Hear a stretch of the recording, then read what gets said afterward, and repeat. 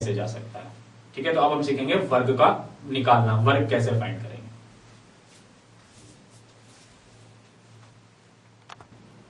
अब हम देख रहे थे कि वर्ग निकालना कैसा है।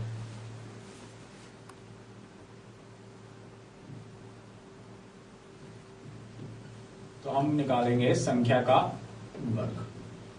देखिए, संख्या का वर्ग निकालना बहुत आसान है। उस संख्या को 2 बार गुणा कर लीजिए तो वर्ग निकल कर आ जाएगा। बस यही एक चीज है वर्ग निकालने में। लेकिन कभी कभी हम कुछ छोटे तरीकों से भी वर्ग निकाल सकते हैं। जैसे कि आपको कभी करना है 49 का स्क्वायर।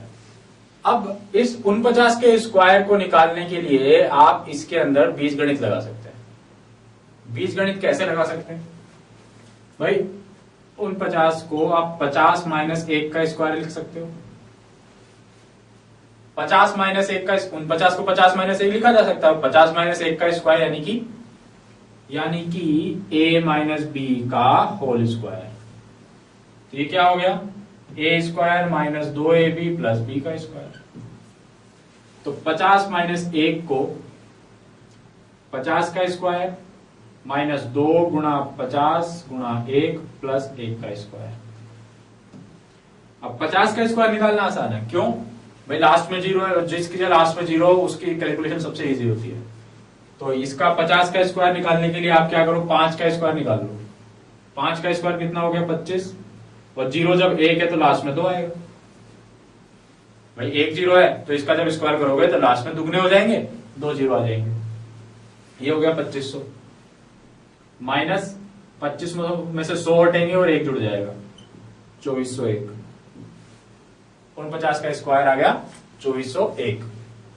ऐसी कोई भी आपके पास संख्या हो जिन्हें आप जीरो वाली संख्या की रिलेशनशिप में लिख सकते हो तो आपके पास स्क्वायर निकल कर आ जाएगा।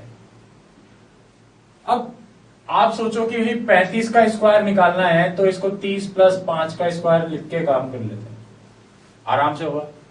पर इसकी बजाय इसके लिए एक बहुत ही अच्छा सा एक और रूल है हमारे पास। वो क्या है? जब भी आपको कोई एक ऐसी संख्या मिले जिसके एंड में 5 है, कोई भी एक ऐसी संख्या मिले जिसके एंड में 5 लिखा हुआ है, इसकी ये वाली डिजिट पकड़िए। मतलब 5 को छोड़ दीजिए, बाकी जो बचा उसको पकड़ लीजिए, उसको 1 बढ़ा दो। 3 को 1 बढ़ा दोगे तो क्या आएगा? ये आएगा 4। ठीक है, इसको अभी आप सेपरेट रख लो। देखो, ऐसी संख्या जिसके एंड में 5 होता है ना, उसका वर्ग का एंडिंग हमेशा 25 से होता है। कोई भी ऐसी संख्या ले लो जिसके एंड में 5 होगा, उसके वर्ग का एंडिंग हमेशा 25 से ही होगा। तो हमने सबसे पहले तो 25 लिख लिया।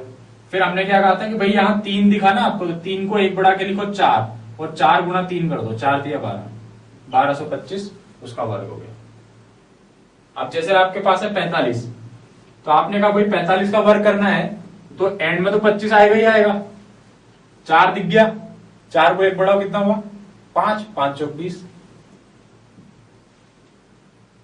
फिर आपने कहा 65 का स्क्वायर करना है, लास्ट में तो 25 आएगा, ये तो हमें पता है। 6 को 1 बढ़ाओ 7, 6 7 42, 4225। तो ऐसी संख्या जिसके एंड में 5 हो उसका स्क्वायर इस तरीके से हम निकाल सकते हैं। और जरूरी नहीं है कि वो 2 अंकों की हो। आपके पास 125 है, इसका स्क्वायर करना है तो क्या करो? 5 का स्क्वायर, लास्ट में तो 25 आएगा ही आएगा। 12, अभी हम लोग 1 पकड़ रहे थे ना, मैंने कहा था 5 को छोड़ के जो मिले उसको पकड़ लो।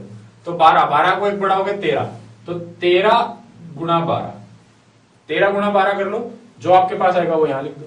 तो 13 गुणा 12 कर लेते हैं हम लोग। 2 3 6, ये 2, 6 5 1, 156, तो 15625, ये 125 का स्क्वायर हो गया, 15625। तो आप किसी भी संख्या जिसके एंड में 5 हो उसका स्क्वायर इस तरीके से निकाल सकते हो। ये हमारे पास कुछ एक तरीका हुआ है स्क्वायर निकालने का। इसके बाद एक चीज और हम लोग देखते हैं जिसे हम लोग कहते हैं पाइथागोरस ट्रिपलेट।